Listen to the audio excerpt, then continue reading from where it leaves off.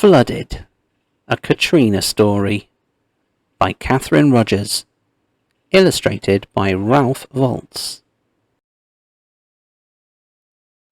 I remember Hurricane Katrina. I turned 12 the week before the storm hit New Orleans on Monday, August 29th, 2005. The mayor had said to evacuate, but our car hadn't been working right, and now it wouldn't start at all. Uncle Lewis and Aunt Lionel stopped off on their way out of town, their little fishing boat in tow. "We're so sorry we can't take you," Uncle Lewis told me earnestly.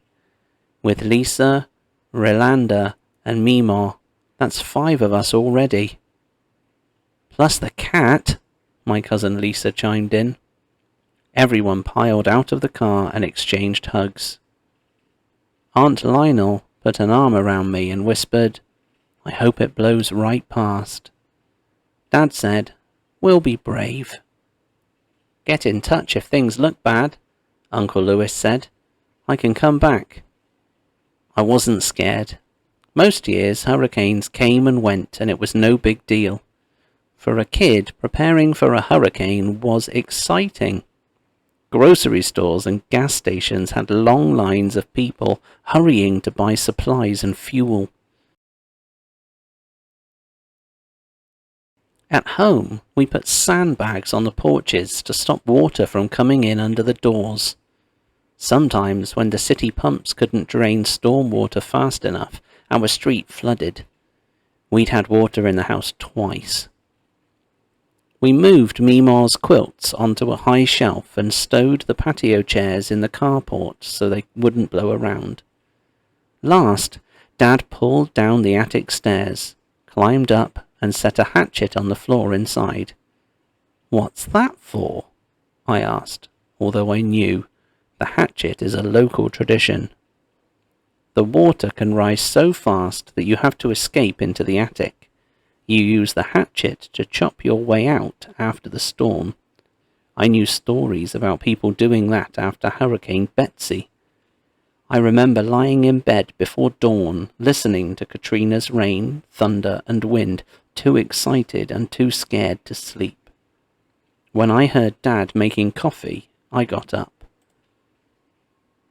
"Look at the rain under the streetlight.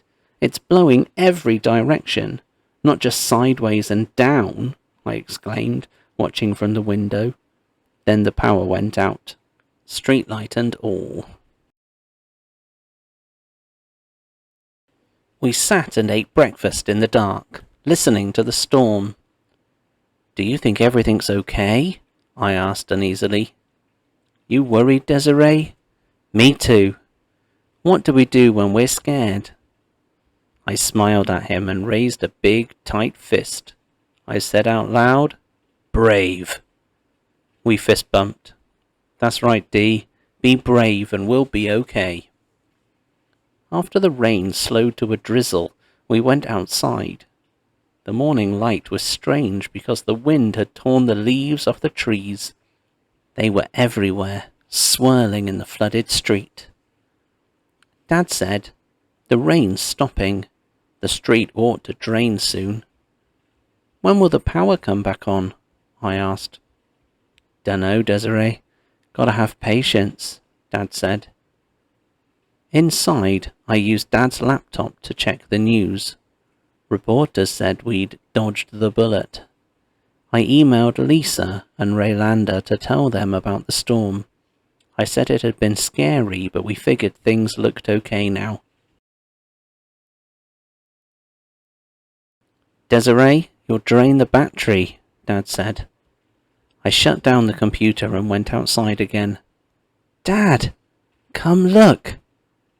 The water was farther up the lawn, and it wasn't going down. It was rising.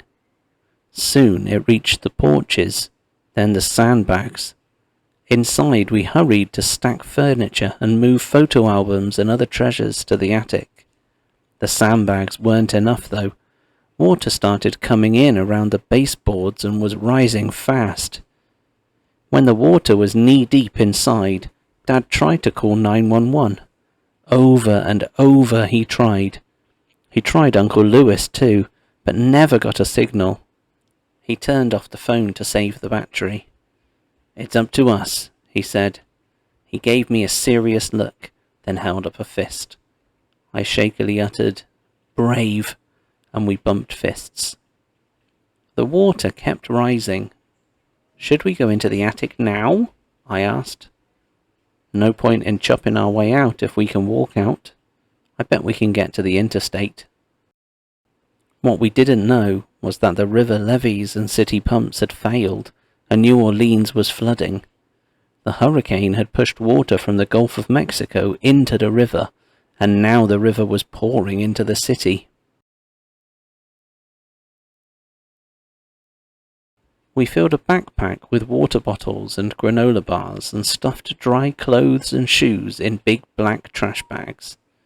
We set out, sloshing through the waist-deep water that covered the neighborhood. The trash bags were hard to hold, and they grew heavy, but we trudged on. We often tripped, since we couldn't see curbs or trash cans or anything else under the muddy water. I cut my leg on a metal sign that had blown down. We saw balls of live ants floating in the water. Dogs whined and barked at us from the tops of cars and picnic tables. We saw a few other people, including some on a high porch.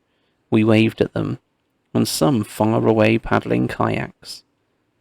Everything was strangely quiet. We grew hot and tired. Every route we tried led to higher water. The third time we changed course, I lost my temper, and even though I knew better, I began to complain. "Dad, this is crazy," I started to cry. "We'll never get out of here." Dad looked like he was trying not to cry too. Then he took my hand and helped me onto the roof of a flooded van. He climbed up beside me, and we ate granola bars and drank water. "We can do this, Dee. Come on." He held up a fist. I shook my head, swallowing hard. "What do we say?" "Brave." I gave him a weak fist bump. "Brave," he said, putting an arm around me. Dad turned on his phone. It showed a signal. He called Uncle Lewis. Lewis's loud, "Where are you?" came over the line.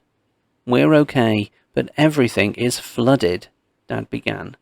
"But where are you?" "I'm at your house with the boat. I came back when I heard about the levees." Dad whooped with joy and squeezed me tighter. Dad described where we were, and about half an hour later we were safely aboard the little fishing boat, headed for the interstate.